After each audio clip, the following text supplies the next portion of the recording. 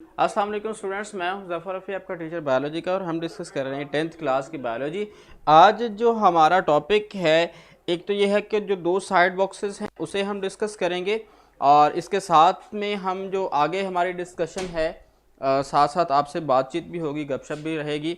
और वालेकुम अस्सलाम हाफिज़ा, आप आई थिंक पुराने स्टूडेंट नहीं भला, जो पहले पढ़ती होती थी। वालेकुम अस्सलाम मनाहिल, रिहाब वालेकुम अस्सलाम, मीरा वालेकुम अस्सलाम। बच्चे मतलब कुछ कुछ मुझे नाम याद हो गए हैं आप लोगों के, इसका मतलब है थोड़ी सी देर गपशप करते हैं, फिर साथ साथ हम अपना जो है वो आगे से टॉपिक स्टार्ट करेंगे। तो अभी जो है क्लाउड वालेकुम अस्सलाम। अच्छा, क्लाउड को मैं वालेकुम अस्सलाम कह रहा हूँ, वालेकुम अस्सलाम। आयशा वालेकुम अस्सलाम। अच्छा, आयशा आई थिंक दो हैं, एक कैपिटल आयशा है एक स्मॉल आयशा है। अब मतलब मेरे पास तो जो शो होगा मैंने वही कहना ना तो पेज नंबर, बेटा आज हम पेज नंबर डिस्कस कर रहे हैं, पेज नंबर 6 है हमारे पास, पेज नंबर 6 है, और टॉपिक है हमारे पास तल, ठीक है।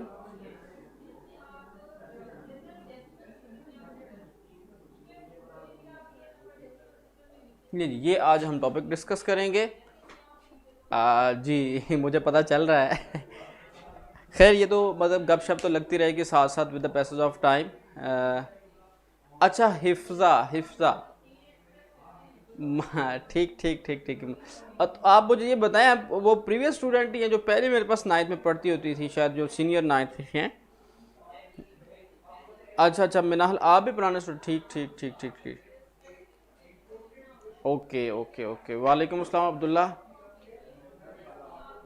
तहरीम में नाहल। अच्छा, ये पुराने स्टूडेंट, मुझे याद है आप लोगों के टेस्ट भी मैंने चेक किए हुए हैं, मुझे याद पड़ता है। हिफ्सा है और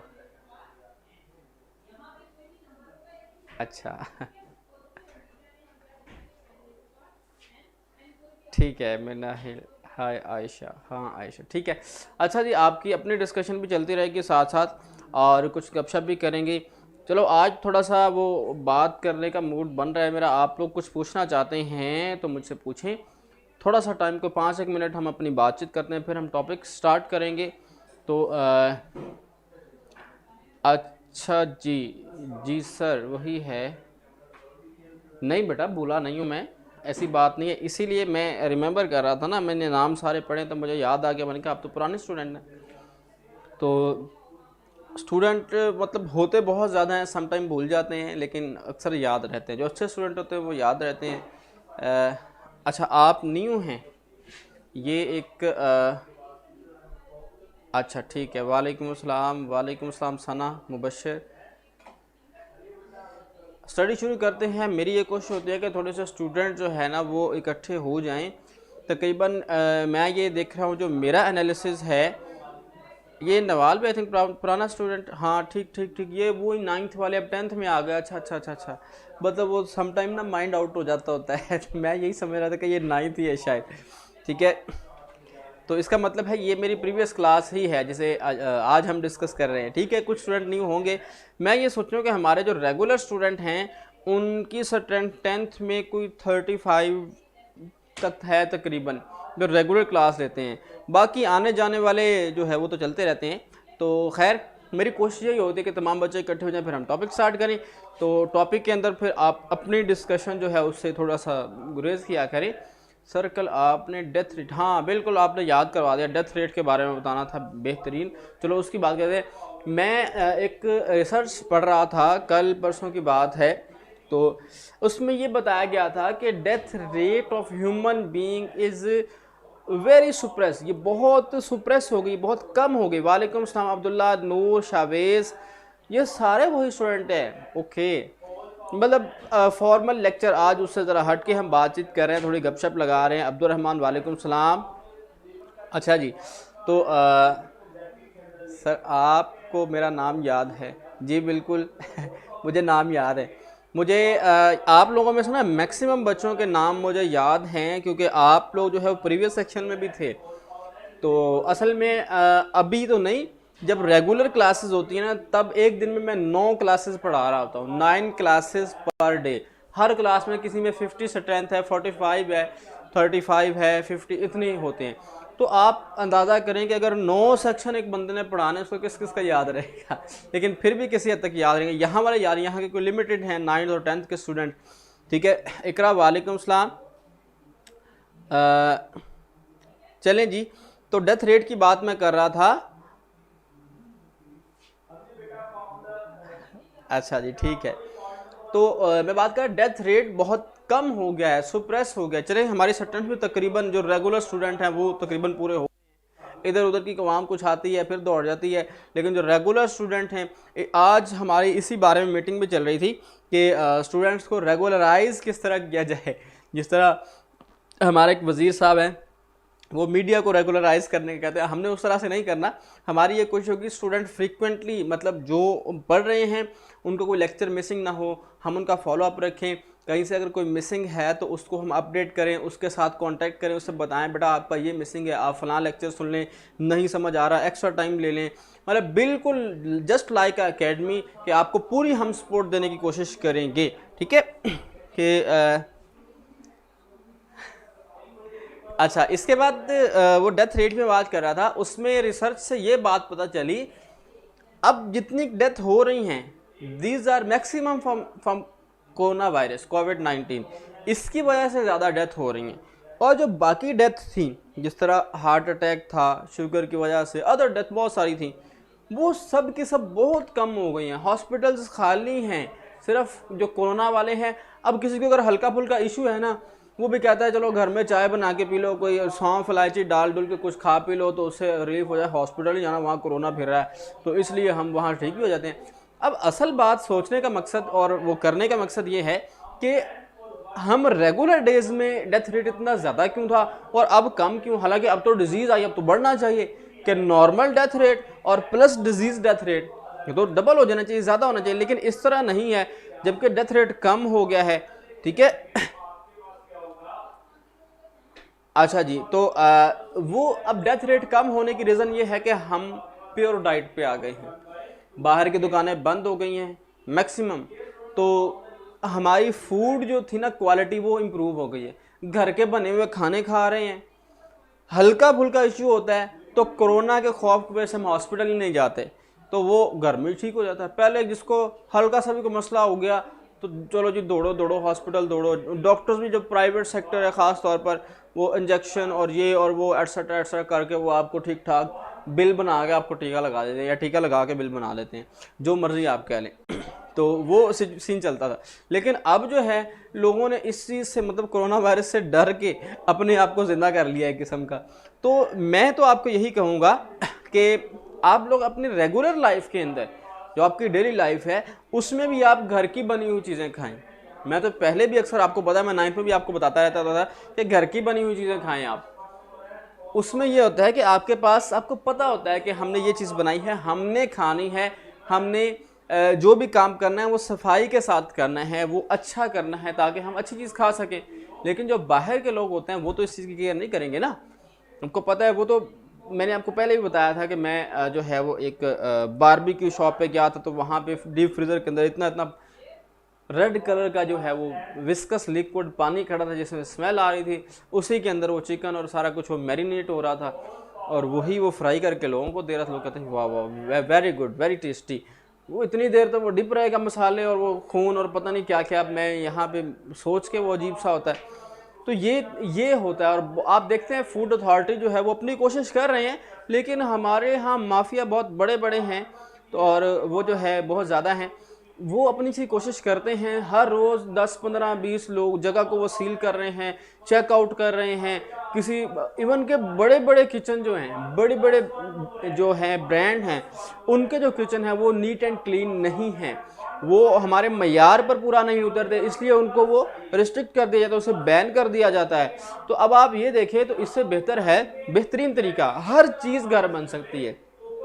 चाहे आपने पिज़्ज़ा बनाना है, चाहे गोलगप्पे बनाने हैं, चाहे जो मर्ज़ी बनाना है, आप यूट्यूब से देखें, आपको हर चीज़ की रेसिपी मिल जाती है। 1 2 3 देखें, आप उसको ट्राई करें, इंग्रेडिएंट सारे मिल जाते हैं। आजकल तो वैसे भी फ्री हैं माशाल्लाह से, तो आप घर में बनाना सीख लें तो वो बेहतरीन होगा। आपने अपने हाथ से बनाई है चीज़, अपने लिए बनाई है और आपने अपनी हेल्थ को मेंटेन रखने के लिए बनाई है, ठीक है जी। ले जी बेटा जी, आज की हम बात शुरू करते हैं। अब्दुल्ला आप प्रेसिडेंट हैं कहाँ के? अच्छा जी, तो अभी हम बात कर लेते हैं। हमारे पास नेक्स्ट है हमारा आज का टॉपिक है, ठीक है। अब आप अपनी गपशप लगाएं, मैं थोड़ा सा लेक्चर की तरफ होता हूं ताकि आपको समझा सकेंगे। आज की डिस्कशन जो है हमारी, उसमें हम क्या करेंगे। हमारे पास है जी lungs. Basically there are 2 lungs in our body, कि हमारी बॉडी के अंदर ना 2 लंग्स हैं, एक लेफ्ट है और एक राइट है। आपको थोड़ा सा मैं अपनी बॉडी कैविटी का बता दूं थोड़ा सा, ताकि आपको नॉलेज हो, पता हो। देखें जी, ये ट्रैकिया या ट्रैकिया इधर से 2 में डिवाइड हो गया, एक इधर लंग्स बन गया और एक इधर बन गया, ठीक है। यहाँ पे इस तरफ लंग्स के साथ क्या है जी, यहाँ से लिवर स्टार्ट होता है और ये इस तरह करके, इस तरह मैं यहाँ भी बना लेता हूँ, ये इस तरह करके और इस तरह करके ये हमारे पास हमारी बॉडी के अंदर क्या जी, लिवर होता है इस तरफ। मतलब यहाँ से स्टार्ट होगा और इस तरह से करके यहाँ तक, ठीक है। लिवर की बहुत सारी सेक्रीशन होती है, वो डाइजेस्टिव सिस्टम 9th क्लास में हमने कंप्लीटली डिस्कस किया था। और इस तरफ क्या है जी, दोनों लंग्स के तकरीबन दरमियान में थोड़ा सा लेफ्ट साइड पे in case of male and slightly right in case of female. बहुत ज़्यादा डिस्टेंस नहीं होता, तकरीबन एक ही जगह आप कर सकते हैं, कह सकते हैं। यहाँ पे क्या होता है जी, हार्ट होता है, ठीक है, दिल होता है, pumping organ, blood pumping organ. इसकी भी हमने डिस्कशन प्रीवियस क्लास में, आई थिंक लास्ट चैप्टर है सेकंड क्लास, उसमें कंप्लीट डिस्कशन की है। उसके बाद आज हमारी जो डिस्कशन है वो है लंग्स की, ठीक है। 2 आइज 2 नोज, बेटा 2 नाक नहीं होते, एक नाक होता है, 2 नॉस्ट्रल्स होते हैं। But why not 2 hearts and brain? Okay, आपकी तो बहुत सारे, आपके ज़ुबान एक है, ठीक है। बहुत सारी बॉडी के अंदर इस तरह के ऑर्गन हैं जो सिंगल हैं। ये कोई रीज़न वो चीज़ तो नहीं है, अल्लाह ताला के काम है। अल्लाह ताला ने जिस चीज़ को, देखिए ना, किडनीज 2 हैं। बहुत सारे लोगों का पैदाइश के वक्त ही एक किडनी होता है और उसी पे वो सारी लाइफ गुजार देते हैं। एक किडनी अगर है, एक ख़राब हो गया, एक पे बंदा सर्वाइव कर रहा है, चल रहा है। एक किडनी, मेरे खालू जान, उन्होंने अपनी किडनी निकलवा दी, उसमें इन्फेक्शन हो गया था, मसला हो गया था, अब अल्हम्दुलिल्लाह बिल्कुल ठीक ठाक है, एक किडनी पे काम चल रहा है। किडनी ट्रांसप्लांट हो, अल्लाह ताला ने जो है ना इंसान को बहुत सी दौलत दी है, उसके सही ऑर्गन्स जो बना के उससे बहुत बड़ी नेमत दी है, इसका शुक्र अदा करना चाहिए, ठीक है जी। अच्छा जी, उसके बाद हम अब नेक्स्ट बात करते हैं। ये मैंने थोड़ी सी बात की थी, इसे हम कहते हैं चेस्ट कैविटी या हम कहते हैं थोरेसिक कैविटी। ये यहाँ तक होती है बेसिकली ना। यहाँ पे आप अगर हाथ लगाएं, आपको रिब्स फील होती हैं, पसलियाँ जिसे आप कहते हैं, रिब्स के नीचे ना सॉफ्ट बॉडी आ जाती है। रिब्स से थोड़ा सा नीचे जाए सॉफ्ट बॉडी है, जो सॉफ्ट बॉडी है उसे हम कहते हैं एब्डोमिनल कैविटी। जहाँ तक रिब्स हैं, जहाँ तक पसलियाँ हैं, इसे हम कहते हैं ये चेस्ट कैविटी है या थोरेसिक कैविटी है। थोरेसिक कैविटी के अंदर हमारा रेस्पिरेटरी सिस्टम है, ठीक है। अब इसके अंदर क्या क्या होता है और किस तरह से होता है, पहले मैं आपको थोड़ा सा बताता चलूं कि किस तरह से है। हमारे जो 2 लंग्स हैं ना, दे आर प्रोटेक्टेड बाय कितने जी, 12 पेयर ऑफ रिब्स। तकरीबन 12 जोड़े होते हैं रिब्स के। यहाँ से ये एक हमारी हड्डी होती है, नीचे से रिब्स स्टार्ट हो जाती हैं, 1 2 3 4 5 6 7 8 9 10 12। और लास्ट 2 जो रिब्स होती हैं ना नीचे की तरफ, जो लास्ट 2 रिब्स होती हैं, these are floating ribs. Consider, याद रखना है, एमसीक्यूज आता है ये। The number of floating ribs in human is 2 3 4 5 2 होता है, ठीक है। तो नीचे 2 रिब्स जो हैं, दीज आर फ्लोटिंग रिब्स। उसे फ्लोटिंग, बेटा कंसंट्रेट करें लेक्चर के ऊपर, ठीक है, आपको बड़ा अच्छा समझ आएगा। तो ये हमारे पास रिब्स हैं सारी। रिब्स से आखिरी जो 2 हैं, ये कितने जी, 12 पेयर, 12। ये भी एमसीक्यूज है, 12 जोड़े हैं, मतलब एक तरफ 12 काउंट करें, एक ये बेसिकली पीछे जो वर्टिब्रल कॉलम है ना, जो रीढ़ की हड्डी है, उससे निकलते हैं और इस तरह गोल। अब मैं यहाँ पे किस तरह से बना सकता हूँ जी, अगर आप ये कंसीडर करें, this is the vertebral column, तो ये इस वर्टिब्रल कॉलम से निकलते हैं, हर वर्टिब्रा से, और आगे आके एक हड्डी होती है स्टर्नम, हमारे जो सीने की हड्डी है, इस तरह से करके इस तरह और इस तरह से करके इस तरह। अब ये आगे जो है ना सीने की हड्डी के साथ यहाँ पे आप प्रेस करें, ये एक बोन है यहाँ पे, ठीक है। तो ये यहाँ पे आके ख़त्म हो जाती है थोड़ी सी नीचे जाके, तो ये उसके साथ अटैच होती है। तो इसे हम कहते हैं ये जो है क्या है जी, रिब केज है, ये पसलियों का एक जाला है। आप ये कह सकते हैं this is for the protection of our lungs. ये हमारे लंग्स की जो है वो प्रोटेक्शन होती है। ये अब लास्ट में आप 2 कंसीडर कर लें, दीज आर फ्लोटिंग रिब्स। अब मैंने पता नहीं कितने बता दिए, 1 2 3 4 5 6 7 8 10 बनी है, 2 और बना लें आप। तो ये रिब्स इस तरह से होती हैं, ये भी कम्प्लीटली इसी तरह होती हैं, लार्ज होती हैं, बड़ी होती हैं, ठीक है जी। जो लास्ट 2 होती हैं वो फिर आखिर में, अब ये बेसिकली ना मैं आपको वैसे बताता हूँ अपने आप को दिखाते हुए कि पीछे वर्टिब्रल कॉलम है, बैकबोन, उससे रिब्स निकल रही हैं, निकलने के बाद किधर आती हैं जी, अब ये इस तरह से पीछे से मूव करके इस तरफ को आती है, पीछे से मूव करके इस तरफ, तो यहाँ आके रीढ़, ये आगे की जो हड्डी है स्टर्नम, इसके साथ अटैच हो जाती है, दरमियान में एक गैप बन गया, जिस तरह आप कह सकते हैं कि इस तरह करके पीछे से अराइज हो रही है इस तरह, और आगे आके स्टर्नम के साथ अटैच हो रही है, ये एक केज, इसे हम कहते हैं रिब केज, पसलियों का जाल, पसलियों का पिंजरा आप कह सकते हैं, ठीक है। तो इससे ये रिब, इसके अंदर हमारे जो सेंसिटिव बॉडी ऑर्गन हैं वो सेव होते हैं। फॉर एग्जाम्पल हमारा हार्ट सेंसिटिव है, इस पर प्रेशर आ गया तो ये काम करना छोड़ देगा ना।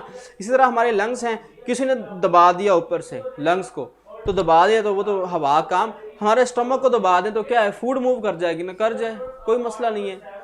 स्टमक और बाकी चीज़ें मतलब उसमें इशू नहीं है इतना। ये सॉफ्ट बॉडी ऑर्गन जो हैं, ये जो मतलब जिनकी मैक्सिमम प्रोटेक्शन की ज़रूरत है, उनको इस तरह से अल्लाह पाक ने सेव कर दिया। आखिरी 2 फ्लोटिंग रिब्स, आगे की बोन जो है स्टर्नम, क्लियर। अब हम इसे रीड आउट करते हैं और देखते हैं, ठीक है। अब इसके बाद एक डायाफ्राम है और इंटरकोस्टल मसल्स हैं। तो रिब्स के दरमियान में ना जिस तरह आपने देखा होगा कि ये एक रिब है और ये दूसरी रिब्स है, इसके दरमियान में फाइब्रस मसल्स होते हैं जिन्हें हम कहते हैं इंटरकोस्टल मसल्स। क्या बोलते हैं जी, इंटरकोस्टल।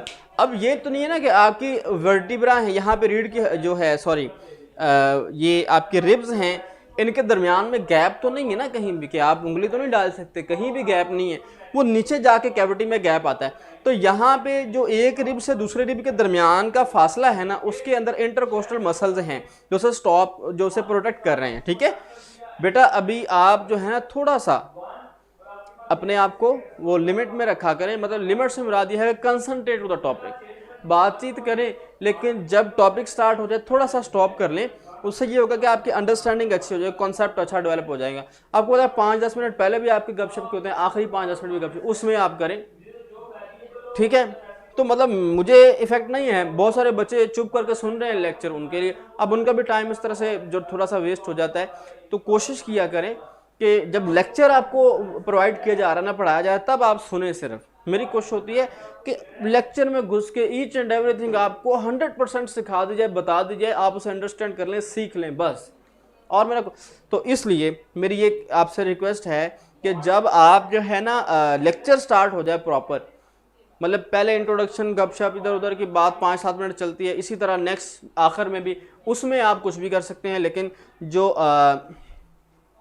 स्टर्नम बेटा सीने की हड्डी है, इसका फंक्शन ये है कि रिब्स को आगे से अटैच करती अगर रिब्स अटैच नहीं होगी ना आगे से, तो ये फ्लेक्सिबल, ये दब जाएंगी, और दब गई तो यहाँ से टूट जाएगी, टूट गई तो मसला ख़राब। इसलिए ये आगे से अटैच करती हैं। वर्टिब्रल कॉलम पीछे से अटैच करता है, पीछे से सारी रिब्स अटैच हैं, लेकिन आगे से सिर्फ 10 अटैच हैं। जो लास्ट 2 रिब्स हैं, आखिरी 2 जो हैं, these are considered as floating ribs, ठीक है। ये चीता एंड एलिफेंट है लार्ज, बिल्कुल बेटा, जो जानदार का जितना साइज है ना, उसके लंग्स उसके हवाले से मॉडिफाइड हैं। अब जो एलिफेंट है, it is a large animal, बहुत बड़ा, ठीक है, बहुत बड़ा एनिमल है, उस हिसाब से उसकी बॉडी को ऑक्सीजन ज़्यादा रिक्वायर है, उसके लंग्स बड़े हैं। दूसरे केस में जो चीता है, जो तेज़ रफ्तार है, ज़मीन के ऊपर तेज़ रफ्तार जो दौड़ने वाले जानवर, उनमें से 70 माइल पर और आई थिंक इसकी स्पीड है। तो ये इतनी स्पीड के साथ ना सिर्फ 1 मिनट दौड़ सकता है, इतनी ज़्यादा स्पीड के साथ 1 मिनट दौड़ेगा। अगर 1 मिनट से ज़्यादा दौड़ता है तो इसका इंजन हीट अप हो जाएगा और ये गिर के मर जाएगा। इसलिए कभी आप देखिएगा नेशनल ज्योग्राफिक एनिमल प्लैनेट पे, जब ये शिकार करता है ना, तो पहले मैक्सिमम प्रे के पास जाता है, शिकार के करीब तरीन जाने की कोशिश करता है, ताकि इसकी स्पीड कम से कम लगे, दौड़ कम से कम हो, क्योंकि उसने बहुत स्पीडली दौड़ना होता है। मतलब अब इसे ज़्यादा स्पीड से दौड़ने के लिए इसके अंदर जो डेवलपमेंट ऑफ लंग्स है वो बड़े हैं, ताकि इसे ज़्यादा ऑक्सीजन प्रोवाइड करें। सर इंटरकोस्टल मसल्स स्ट्रेटेड होते हैं, बिल्कुल बेटा, इंटरकोस्टल मसल्स ये रिब्स के साथ साथ एक रिब को दूसरी रिब के साथ जोड़ते हैं, ठीक है। फ्लोटिंग रिब्स को इंडिविजुअली क्या फंक्शन है, प्लीज रिपीट कर। बेटा फ्लोटिंग रिब्स का फंक्शन भी थोरेसिक कैविटी को प्रोटेक्शन करना ही है। रिब्स सारी का यही काम है, लेकिन वो आगे से अटैच नहीं है। लास्ट 2 रिब्स भी सेव ही कर रही है ना हमारे लंग्स को, आखिरी रिब्स तक हैं हमारे लंग्स, लेकिन जो लास्ट 2 रिब्स है ना वो आगे अटैच नहीं है, इसलिए हम उसे फ्लोटिंग रिब्स कहते हैं कि फ्लॉट कर रही हैं, अटैच नहीं है। वैसे हालांकि फ्लॉट नहीं कर रही, अटैच नहीं है, इस वजह से हम उसे फ्लोटिंग रिब्स बोलते हैं, नेम है उनका, ठीक है। तो ये मैंने आपको बच्चे ने क्वेश्चन किया था, उसके अकॉर्डिंग मैंने आपको बता दिया। ले जी इसकी रीडिंग करते हैं, क्वेश्चन मार्क करते हैं और देखते हैं। ले जी, all the alveoli on one side constitute a lungs, तमाम एल्वियोलाई इकट्ठे एक जगह तो वो लंग्स बन जाता है। This is the pair, there is a pair of lungs in the thoracic cavity. Thoracic cavity या चेस्ट कैविटी एक ही चीज़ है। एब्डोमिनल कैविटी नीचे है, याद रखना है। एब्डोमिनल कैविटी में स्टमक, किडनी और इंटेस्टाइन वगैरह मौजूद होते हैं, जबकि थोरेसिक कैविटी में लिवर, लंग्स, हार्ट और ये ऑर्गन मौजूद होते हैं, ठीक है। नेक्स्ट हम पढ़ते हैं जी, the chest wall is made up of 12 pair of ribs. Chest wall, chest cavity की जो दीवार बनी है, इकरा आपका स्टर्नम का फंक्शन। स्टर्नम बेटा बताया है मैंने, sternum is a bone which is for the attachment of ribs from the front side of the human being, या आप किसी भी जानवर कर लें, फ्रंट साइड पे जो अटैचमेंट ऑफ रिब्स होती है ना, उनके लिए ये ज़रूरी होती है, क्योंकि अगर स्टर्नम दरमियान की हड्डी नहीं है तो अटैच नहीं हो सकते ना।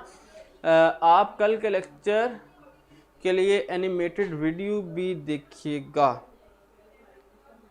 सर। लास्ट 2 रिब्स कहाँ अटैच होती हैं बेटा? वो वर्टिब्रल कॉलम से अटैच होती हैं, लेकिन फ्रंट से अटैच नहीं होती, ठीक है। अच्छा जी, अब बात हो, नेक्स्ट हम देख लेते हैं। The chest wall is made up of 12 pair of ribs and the ribs muscles called intercostal muscles. What are intercostal muscles? फौरन आप क्लिक किया करें, मार्क करें शॉर्ट क्वेश्चन के इंटरकोस्टल मसल्स क्या हैं। इरफान सर आप क्या, इनको सेपरेट करने वाली जो शीट है, थिक मस्कुलर शीट है, मसल्स जिस तरह कागज़ की या गत्ते की कोई अच्छी शीट होती है, मोटी अच्छी खासी, इस तरह की, उसे हम कहते हैं, क्या कहते हैं जी? उसे हम कहते हैं डायाफ्राम, ठीक है, उसे हम डायाफ्राम कहते हैं। बेटा क्वेश्चन आपके माइंड पे लूँगा, अभी क्वेश्चन आप थोड़ा सा उसे स्टॉप करें, 5 मिनट रह गए, इसे थोड़ा सा हम करें, तो उसे हम कहते हैं डायाफ्राम। लें जी, बात करते हैं present below the lungs. Basically diaphragm is a thick muscular layer which separate the abdominal cavity from the chest or thoracic cavity. This is flexible. diaphragm flexible होता है, और जब हम सांस लेते हैं ना तो diaphragm ही नीचे और ऊपर होता है बेसिकली। ये आगे हम मैकेनिज्म ऑफ ब्रीथिंग में इंशाल्लाह इसे डिस्कस करते हैं। ले जी, the left lung is slightly smaller and has 2 lobes and there is a right lung is a bigger with 3 lobes. Why, क्यों जी? लेफ्ट छोटा इसलिए होता है कि इसके साथ जो है ना हार्ट अटैच होता है, यहाँ पे थोड़ा सा इस तरह मैंने आपको बताया। अब जो हार्ट होता है ना, इसको थोड़ी स्पेस चाहिए होती है, क्योंकि इसलिए सबसे इंपॉर्टेंट, मतलब हर ऑर्गन का इंपॉर्टेंट काम है नो डाउट, लेकिन कंसीडर किया जाता है कि ये इंपॉर्टेंट है तो इसलिए पंप करना होता है, इसके लिए थोड़ी जगह चाहिए, तो वो इसलिए इसके एक लोब और ये थोड़ा छोटा होता है, ये थोड़ा बड़ा होता है, ठीक है जी। ले जी, ये एमसीक्यूज है, कौन सा लंग्स जो है वो छोटा होता है, कौन सा वो बड़ा होता है, ठीक है। And right lung is bigger with 3 lobe, there are spongy and elastic organ.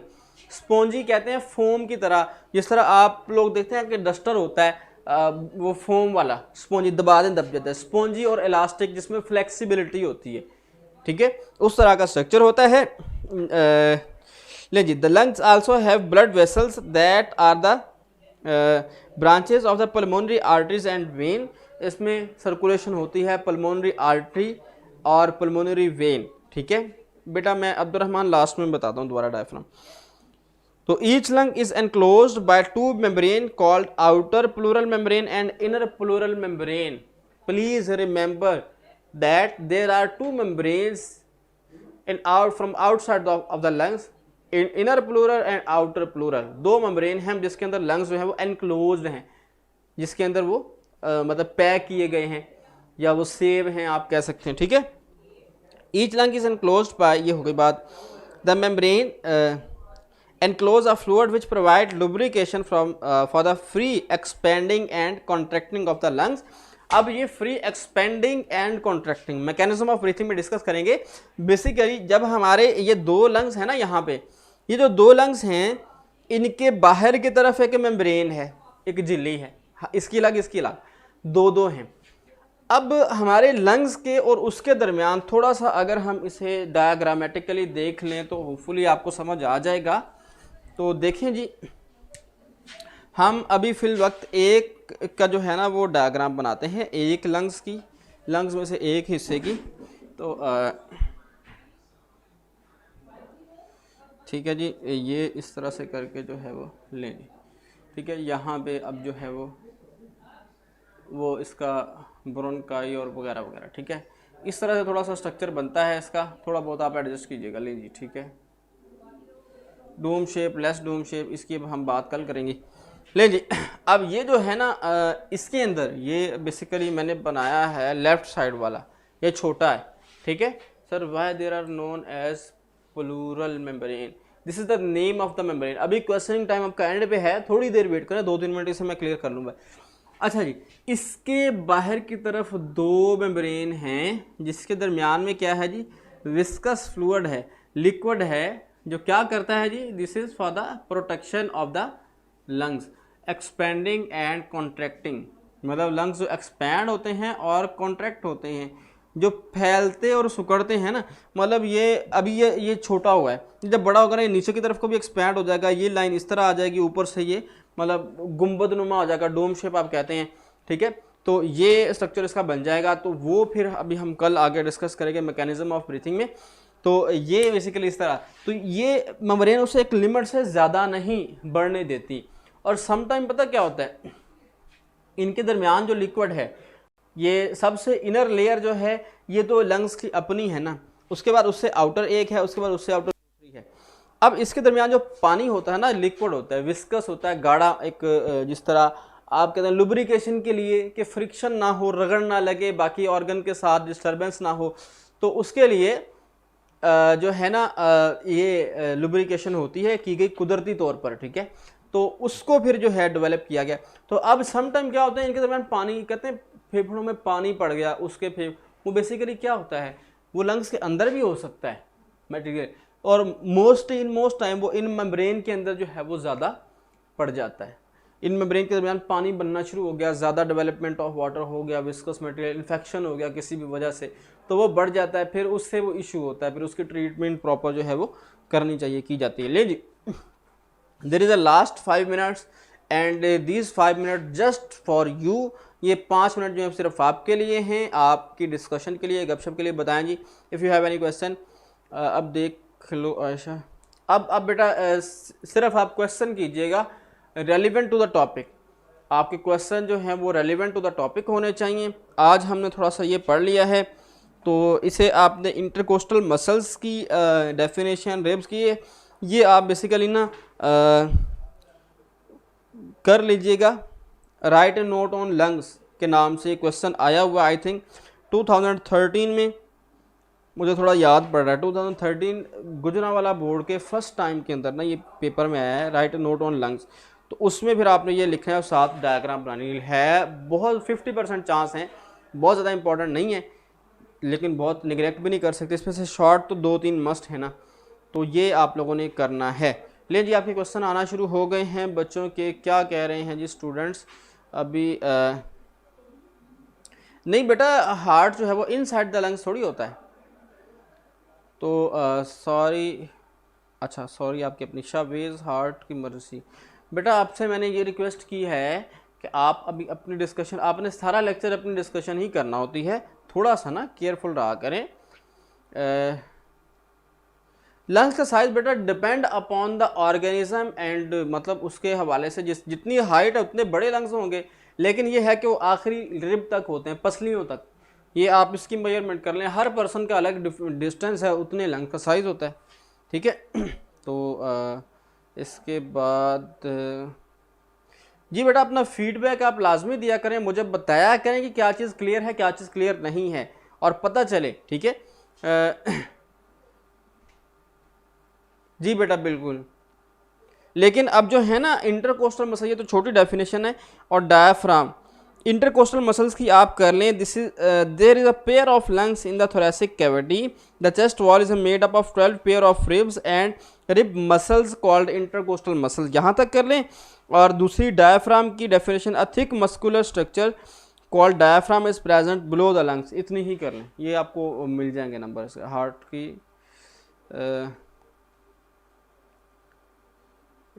Y heart is present inside, बेटा इनसाइड का मतलब होता है अंदर, बिटवीन टू लंग्स। थोड़ी सी अगर आपने इंग्लिश वो करनी है तो थोड़ा सा वो उसका हाँ। Thank you sir, all clear sir, please show us an animated video for tomorrow structure. कोशिश ज़रूर करूँगा, कंफर्म नहीं कह सकता, कोशिश करता हूँ। क्या मतलब मैंने क्या बता दिया आपको ऐसा? Sir please fun internal structure, internal structure भी हम डिस्कस करेंगे, अभी वो आगे आएगा ना इंटरनल स्ट्रक्चर। चलिए कल इंशाल्लाह डिस्कस करते हैं। बेटा वो जो नोट है वो तो फिर पूरा ही क्वेश्चन होता है, ठीक है, लेकिन बाकी अलग अलग टेस्ट का शेड्यूल जो है ना वो अयाशी करो, अल्लाह के मदम मौज करो, टेस्ट नहीं देना पड़ा। स्टूडेंट तो भागते हैं टेस्ट से, आप लोग अच्छे बंदे होकर टेस्ट देना है, लेकिन जल्दी हो जाएगा आपका शेड्यूल जो है ना वो मेंशन हो जाएगा, आपको बता दिया जाएगा। ठीक है जी, ले जी क्वेश्चन वगैरह मैंने तकरीबन तमाम बच्चों के देख लिए हैं, तो अगर कोई और क्वेश्चन है तो खुद ही हल कर लेना, क्या मुझे बता देना, ठीक है। तो बाकी इंशाल्लाह अब कल मैकेनिज़्म ऑफ ब्रीथिंग करेंगे और साथ में जो चीज़ें हैं वो करेंगे। तो आज के लिए इतना ही, आज इतना ही पढ़ेंगे हम जितना हमने पढ़ लिया है। तो कल तक के लिए मुझे इजाज़त दें, कल इंशाल्लाह फिर मिलते हैं। कल तक के लिए अल्लाह हाफिज़।